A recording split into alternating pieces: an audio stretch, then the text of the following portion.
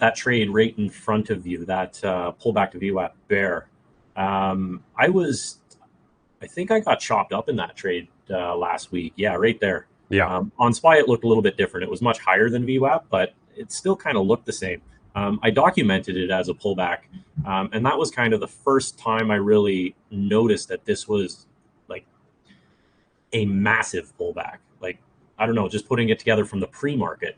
Right. So I guess my question is like, I kind of drew my fib line from that last lower high, just what you were talking to Benny about. And that ends up being, I think it's pretty much a 60% pullback if you want to draw it from, yeah, Right right in there. there. Yeah. And that's when the light bulb went off. Obviously, I mean, with my, I don't know, with my anxiety of holding a trade, um, I'm probably not going to see that down into the lows. But was there anything about the day that would kind of hint at that as being a pullback to VWAP bear and actually coming down and hitting that session low and then obviously going, because I mean, it's a textbook, but it's just, I didn't see it until afterwards. Yeah, I think the main thing here is kind of what I talked about with Benny's trade is looking at and using the level to your advantage. So on a fib retracement like this, I'm going to go with the pre-market high down into wherever the low is marked, and we could see literally to the tick it's at the 50%, which is solid. 50%, 5200 level of interest, and then again using VWAP as additional confluence there. This we could actually classify as a pullback to VWAP trade because we have, remember when we're looking at these, we want to identify an extension away. So you have an extension away, and then think of it like mean reversion. We kind of have a reversion to the mean right through here. Okay, let's watch this area to see if we have a signal bar to see if sellers are actually going to show up here. Okay, well, you may get in a little early right there. You see the weakness. They run your stop, and then the real move gets put in. And so if you enter through here, it's understandable. I always, go back to what is your willingness and criteria for a reentry.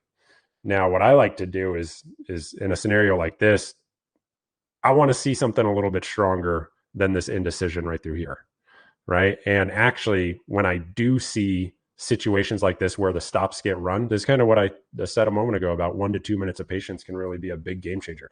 So we wait, we see stops get run. Okay, now we have this big bearish bar. This is a much, much higher conviction play because we know there are sellers actually stepping in now. We have the level being rejected. We have the fib level there as well. We can get short. Stop might be a little bit wider, but we're working with a big target, right? So I don't know if that answers your question. But yeah, we can definitely we can categorize this as a pullback to VWAP for sure. Yeah, I think I was just like, I took that, not the pre-market high, not the second one, but the one just at the VWAP retracement. So I guess the third step down. Right And here. I mean, all of them are close enough. Yeah. Yeah. But yeah, that's what ended up happening was I entered on that first initial hammer, and then my stop got taken out, and then I can't remember. I'd have to pull it up. I think I got wicked out on that doji. Like My right here. nope, like 15 minutes later after the Oh, over involvement. here. Yeah, I think that one took me out too, and I was just like, oh no. And Oh then man. and then after it all played out, I was like, I didn't even realize the size of that play. I just, yeah, I don't know. Maybe I was just too zoomed in again, and it just needed to pull it back, even though I had drawn the fib from there.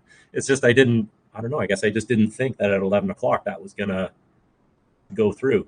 Right. Well, I mean, it did kind of drift lower, but keep in mind, use how the structure is playing out to your advantage. So we have kind of a local lower high right through here, price. So there's actually more going for this trade than I initially thought. It does make a fresh session high right there.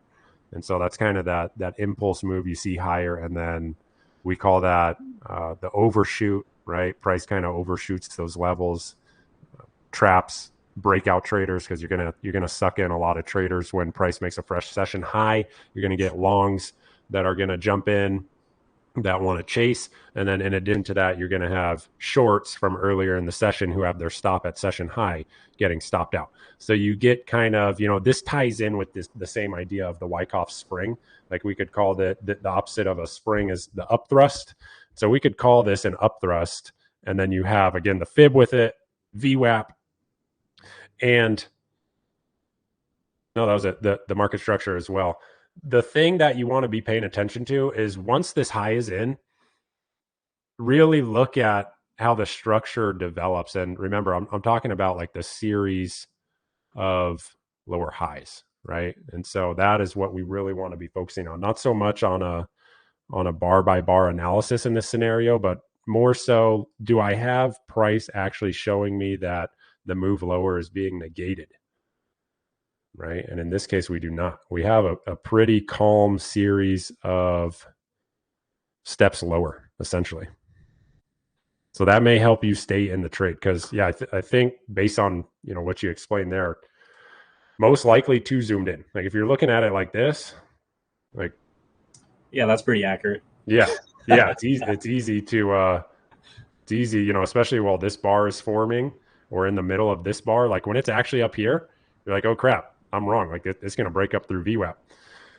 Let the bar close.